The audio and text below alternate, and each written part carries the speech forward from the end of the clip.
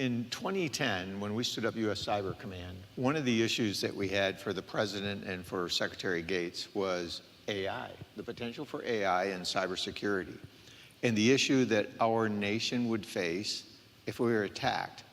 And our comments were AI would be used by the adversary to set up all the things that you need to do in terms of vulnerabilities, in terms of scanning, in terms of making advances, and doing it at speeds that the human population could not keep up with.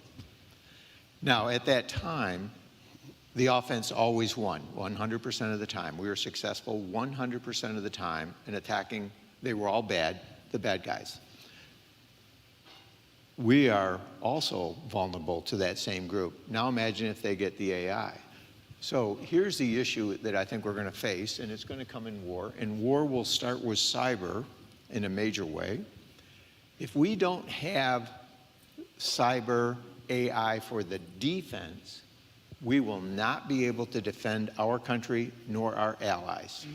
There is a huge risk there. So getting out on top of that is going to be really critical for that first engagement. So you think about a war starting out, it's not just missiles now. Preceding that will be all the AI. All the AI used in cyber attacks.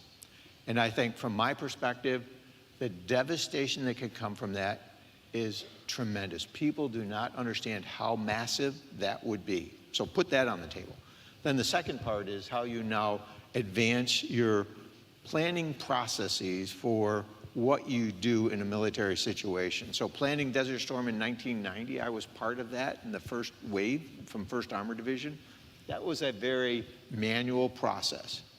Now imagine if you could start to maneuver troops and capabilities with AI, setting up real-time scenarios, in this case for how you're going to conduct the offense, and then how you're going to defend against it. Both of those will come into the military, I think, in a very serious way. If you slip over to the commercial sector, it also has a big impact for all of us in the commercial side. Yeah. When you think about this, AI, one of the things that we're going to have to do is change the way we think about cybersecurity. Today, let's say everybody here represents a specific company.